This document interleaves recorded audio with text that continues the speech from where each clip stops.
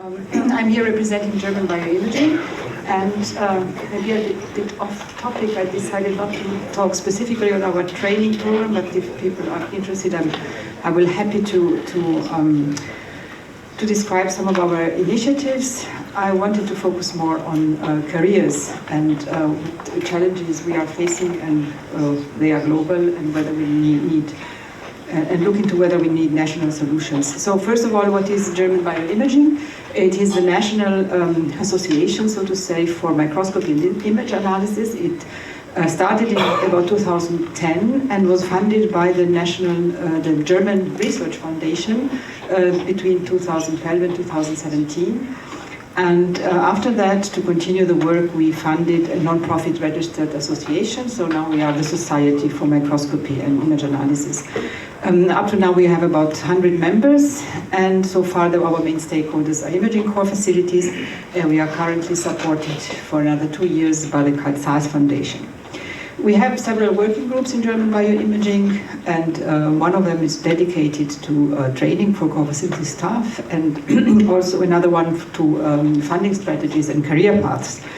And I want to introduce a survey, just to get into the topic, of one of our initiated by our vice chair, who is Roland Nitschke.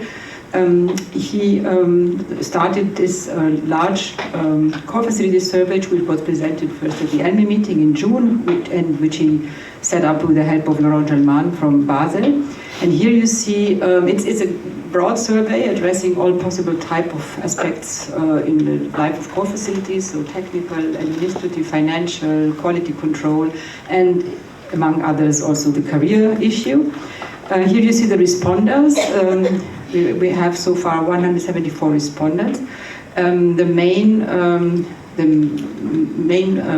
answers come from the United States, from the United Kingdom, from Switzerland, Germany, and France.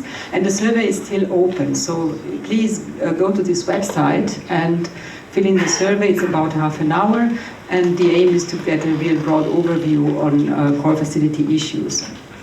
Okay, so concerning now the affiliation and the type of respondents, so far most of them are core directors and core managers in light microscopy facilities or image analysis facilities, and their type of affiliation are universities. So we are looking at what facility heads in universities in light microscopy think about their jobs. And the answers concerning the career aspects are shown here. So fortunately, most of them have now permanent positions. So do I have a pointer? Yeah. Okay. Here you see the majority has permanent positions, or 2/3 of them. As you see here, when they are asked about whether they have a precise job description, half of them say yes, and half of them say no, or yes with some restraints, meaning that there is a job description, but they do many different things, and this is not really clearly describing what they are doing. So this is one point, and the other point asked about their career perspective. 2/3 of them have no clear career perspective. So this, I think, resonates with things that have been said already today, that there is really a need to think about the progression of careers or of imaging of core facility managers. And what is telltale are some of the comments that these people wrote when asked about what is the best thing about your job and what is the worst thing about your job.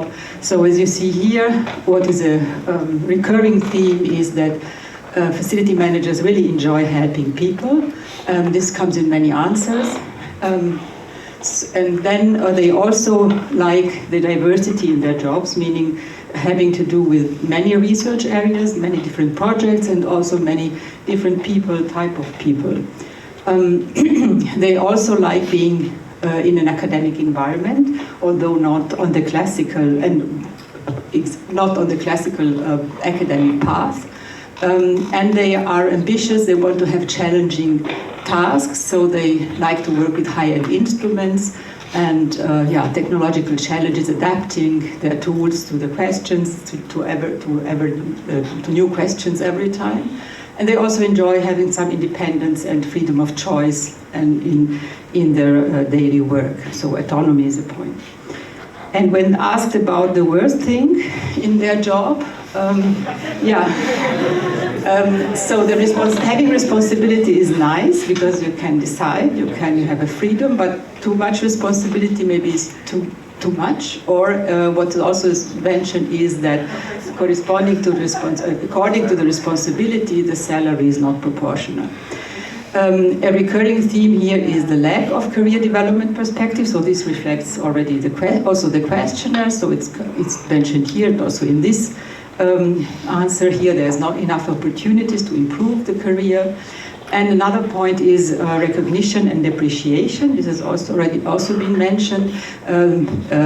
Facility heads or directors struggle with PIs who don't accept, understand their technical opinions sometimes. They are not seen as peers, and they are sometimes forgotten when it comes to papers. And this goes also in this area of departmental politics, where then they are not really involved in the decision-making processes. So there is this point of appreciation and respect. So trying to summarize all of this in a simple graphic, I put it like a triangle of job satisfaction. So you see there are the elements that characterize these professions. You have really the wish to make an impact through service, through helping other people. On the other hand, there's a need for being appreciated and have been respected, and also have independence and responsibility and freedom. And these people are ambitious and have goals.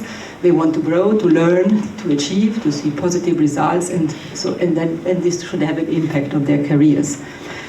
So institutions should try to strike a good balance in this triangle in order to offer attractive positions in core facilities, because it goes without saying that job satisfaction correlates also with good job performance. And what would be the way forward to achieve such balance? And, and there is. We've seen that there is one problem, one of different problems, and one of these is that sometimes it's not clear where core facilities are integrated into the organizational structure of the institution. There are a lot of differences around. Sometimes core facilities are really responding directly to the highest management of the institutions. Sometimes they are, in Constance for instance, they are affiliated with the department, so they are shared between different research groups. But there are also cases where they are kind of appendix to large research groups, and the PI of that research group is also the line manager of the core facility manager. So there is diversity, if not confusion, and this also hinders ascribing the responsibility for the job profile development, the career development of people working in core facilities. Who is now really responsible in this organization for promoting the careers of the core facility managers? And I think it's maybe in Germany it's probably a problem in Germany in particular, and in German universities. And I would say the consensus also from what is being said here is that the infrastructures should really be a responsibility of the institution per se. And a very beautiful example was given by Phil Horkberger in his presentation, how this can really work out well. And this is also mentioned, you can hear it reported very nicely in this interview of Mike Ferguson, which you find on this website, which is a nice resource developed by Bioimaging UK. And he says that it's within the grasp of the institution. Any institution can do what it wants concerning the promotion of the careers of people working in infrastructures. And he advocates for promoting technology platforms to have a career structure where they can reach even the professorial level if they are worthy of it. So I think it's important to stress that universities and institutions really should engage more in this direction and promote infrastructure personnel. But there are also models how this can be achieved. And this is taken from Claire Brown's article, where she gives a scheme how this could be organized, starting from entry-level positions where you have technical specialists, information technology specialists, going up to mid-level positions where they get then managing responsibilities, and up to scientific director and Dean of Shared Resources. So the highest level is someone who oversees many different cores. And Claire also nicely describes the kind of qualification and skills that are required. So for entry-level position, a bachelor or a master's of science should be it would be of advantage, and these people take care of single imaging technologies, or they take care of the equipment maintenance and of the IT issues. And in the mid-level position, they start writing grants and manuscripts and are responsible for more advanced technologies. If they are co-directors, they also have the responsibility of the financial management. And the upper level, then the PhD would be needed. And these are people with a big picture vision, and they interact also at a high level within the institution. So there is an idea how this could be organized, and there are examples how this can be very well organized also in several places.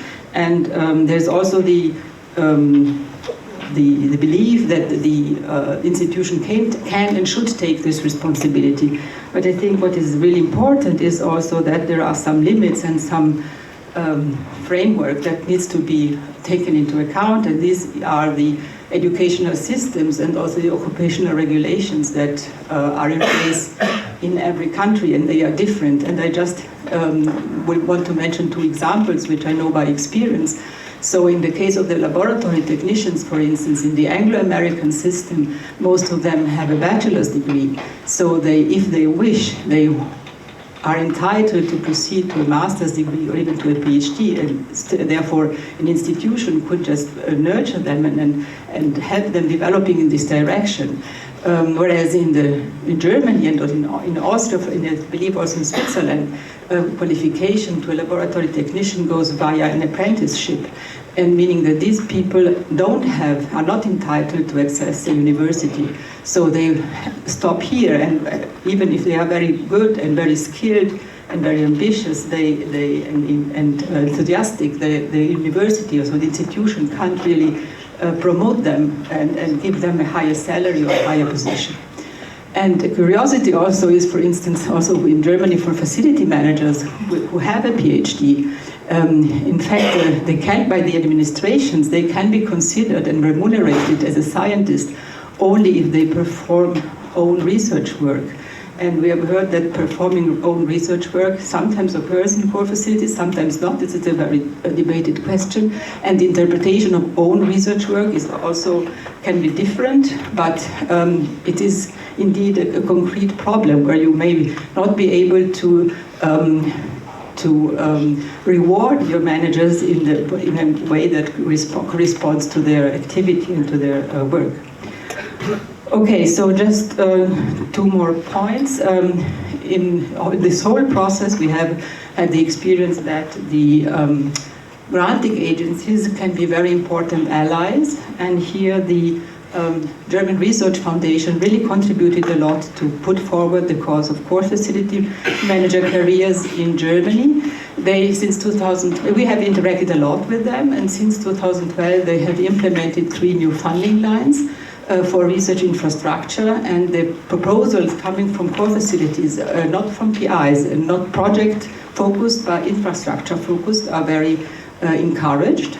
And whenever a core facility succeeds in attracting external funding, this strengthens the position of the facility within the organization. The DFG requires the the management, the university director, to give proper security to the project. So there is this also promotes the interaction of the managers of the core facilities with the head of the university. So indirectly this supports also the staffing and the career of these people. Okay, and We have been also we try to lobby also with the German Council for Science and Humanities. In fact, in 2014, they published a new document concerning the career goals and paths at universities. And following a white paper by German Bioimaging, the research infrastructure were explicitly mentioned in this paper, and there the career progression is foreseen up to the professorial level, although there are really also difficulties in naming these professors. So there are different types of professors or professorships, so I was quite interested by this professor in practice that Phil was mentioning. Okay, we have also reached out to other communities, so electron microscopy, cytometry, mass spectrometry, and bioinformatics, and we are trying to convince the DFG to make the provision of adequate staff support mandatory for every proposal for large instrument station, so that this gets fixed into the guidelines. And we have also drafted a job profile paper for positions in core facilities, which we will be happy to share in this group, and we are discussing that with the German bioimaging community. Now, it's difficult to say or to quantify, or difficult to really be sure that all of this has a real impact. But if we compare results from an early survey that we did at the beginning in 2011 with the results from the survey now that I presented at the beginning, we do see some progress, and we do see a measurable increase in the number of permanent positions in core facilities. So I hope that this is the right way to go, and that we will can proceed further on in this path. So just to summarize my conclusions, core facilities are becoming highly attractive workplaces for academics, and there is still a documented need for clear qualification paths and career perspectives. These perspectives and paths should be defined in accordance with the national educational and occupational system. And funding agencies play an important role in raising the awareness of the university's managements for the need of strong shared research infrastructures. And universities in particular need to adapt their traditional organization to integrate core facilities in a proper manner and include also the core facilities in the decision-making process. And I believe that international consortia like Global BioImaging can really help in defining best practices and formulating recommendations. And I look forward to the discussion afterwards. And I think we have to keep in mind that to really achieve change, we need to address the specifics of the national systems. With this, I would like to thank all this wonderful you for your attention and this wonderful group of people. This was our last General Assembly this year in Mainz. And a very last slide is I want to advertise our core facility management course. It's, I think, the 6th or 7th edition now. It's in a very beautiful location on the island of Reichenau. And it's open to all nationalities and all science disciplines. And it addresses issues like management, time management, conflict management, personal development. So it's a soft skill course. It's not a technical course. Thank you very much.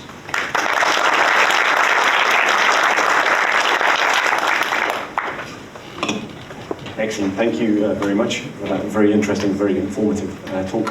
One question, perhaps, before we go? Yeah. Can I ask you a question? You showed some data at the start of what was the worst and what was the best aspects of the job. And you also showed different countries that had responded. Was there any indication that you had different groups from different countries? Are there any learnings that we can take from that data? We haven't yet stratified that according to countries. The only thing was to look for the permanent positions. But so this is in progress. The survey is still open. It will remain open for until the end of the year. So we hope to have more respondents, and then we will then evaluate that. Yeah, I can't really answer the question. Okay, thanks. Perfect. Thank you very much. If everyone can join me in thanking Elisa.